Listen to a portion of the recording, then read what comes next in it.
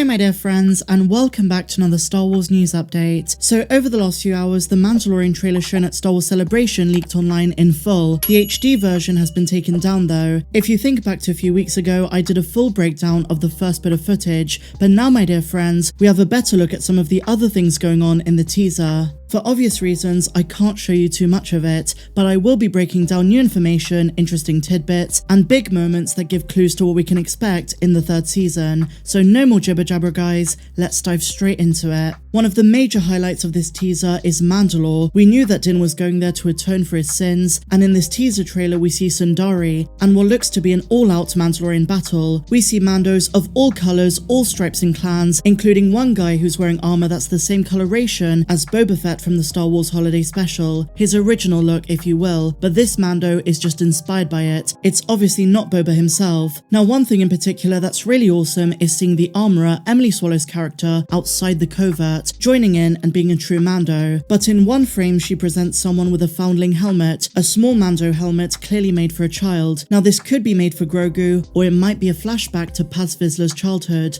I'll leave that up to you to decide.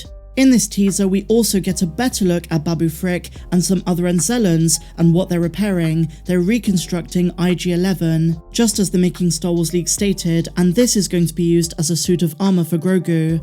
As you would expect, Bo-Katan plays a prominent role in the teaser, but one thing that took me by surprise is that Grogu has a new hovering pod, a new little egg to get around in, but this one is black with metallic edges and looks like something that the Empire would have created. Compared to his old one, it's just a bit more high-tech. Something else worth bringing up is that Djarin has an astromech, and it's none other than the awesome legacy character from A New Hope, R5-D4, who's also cameoed in the show before. R5 is placed in the astromech slot of Din's N1 Naboo starfighter, and if you're wondering about Grogu, he now sits on Mando's lap. The stakes are going to be really high in this one, and one final detail that I should mention is that apart from the appearance of an Imperial Star Cruiser, the trailer also gives us an Eclipse-class Star Destroyer. But the question is, who would have the resources to own one of these? Could it be from a different Imperial Remnant faction, as Moff Gideon actor Giancarlo Esposito teased in the past, or could this be the rise of the First Order, or maybe even our first appearance in live action of Grand Admiral Thrawn before he appears in the Ahsoka show?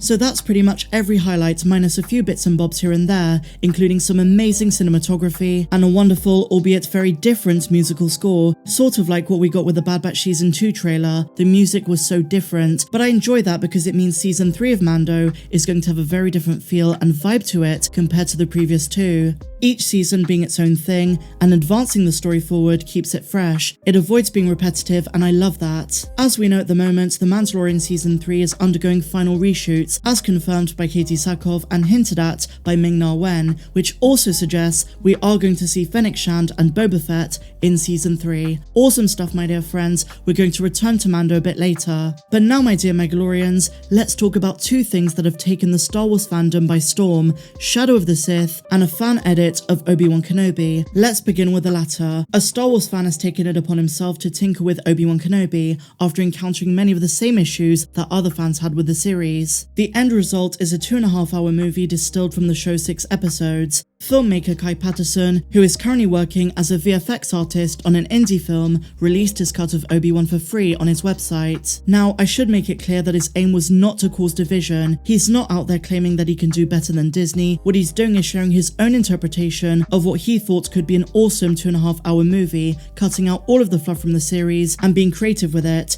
In his own words, he said the following: "This is my own artistic interpretation of how these scenes could be strung together to make something that works better for me personally." Patterson also unpacked several of the elements that he chose to tweak in a video that was shared to his TikTok page. He said, "While going through all 6 episodes, I really noticed how much fluff there was. A lot of scenes that just literally added too many frames to each shot, probably just to fill some time quota that they needed. I also changed some of the ordering to some of the scenes just to make them more effective or impactful." And he also says he tried to make Reva, the Inquisitor played by Moses Ingram, quote, "more menacing." His edit, in my opinion, is awesome. And once again, it brings up the subject of fan talent during a time where YouTubers, TikTok creators, and generally fans with smaller platforms but with talent can make things to a quality that is on par with professional standards. Just look at Sharmukh, who made his own CGI version of Luke from The Mandalorian Season 2 and then was hired by Lucasfilm. Now, it should also be said about this Patterson version that while he turned Kenobi into a movie, it's not what the Kenobi movie would have looked like. As we know, Obi-Wan Kenobi was originally meant to be a trilogy of movies, not a TV show, but the script back then by Stuart Beattie looked very different to what we got in the Disney Plus show, so for fans juxtaposing the Patterson version to a potential original Kenobi film release, they're not comparable. The end product would have been very, very different. Patterson goes on to say, quote, "The Obi-Wan show, in my opinion, suffered from things that were easily fixable in the script and in the edit, awkward pacing, whole scenes that ultimately amounted to nothing, goofy dialogue and directing choices, so I decided to take matters into my own hands and change what I could." And in a way, it's been really awesome to see fans who didn't particularly like Kenobi as a 6-part series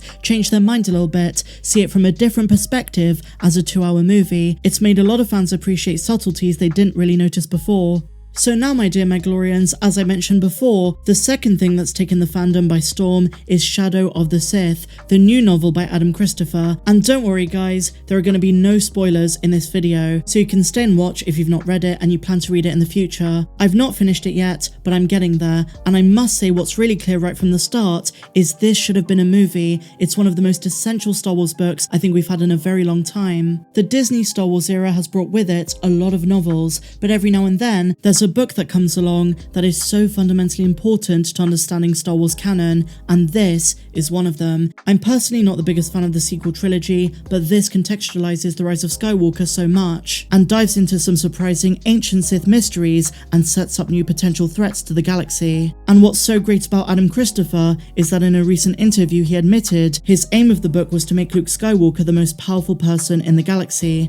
Luke's portrayal in the sequels is probably the most criticized element of episode 7 to 9, but Adam Christopher tries to salvage it in a way. He humanizes Luke, but in a sense, he keeps to the legend of Luke Skywalker that was Luke after episode 6. And because there's such a big time period between Return of the Jedi and The Force Awakens, there's enough time for the novels and also the Mandalorian universe to contextualize what happened to him. He also admits that part of his mission with this book was to give us a different perspective on the rise of Skywalker, specifically Rey's parents, Ochi of Bestoon and Lando Calrissian. And I make it no secret that episode 9 is my least favourite Star Wars movie, and even I am absolutely adoring this book. The fact that he felt the responsibility to do Luke properly, but also give us a Luke we've not seen before, helps to expand our understanding of the character, the hero of the galaxy.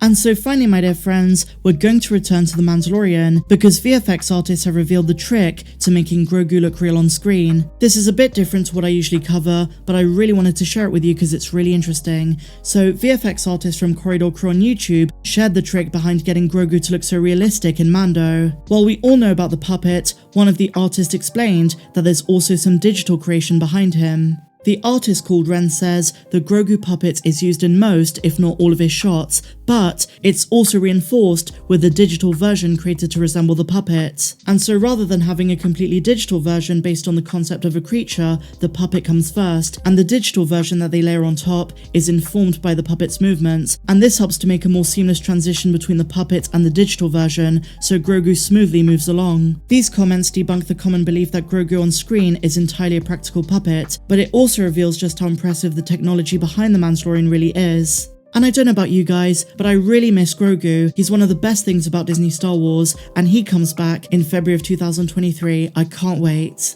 So share your thoughts guys in the comments down below of everything we spoke about, the Mandalorian Season 3 teaser trailer. Have you seen the Kenobi fan edit? And if you have, what did you think of it? Let me know down below. If you enjoyed this video guys, please be sure to give me a big fat thumbs up, subscribe to the channel if you're new, and I'll see you in the next one. May the Force be with you always.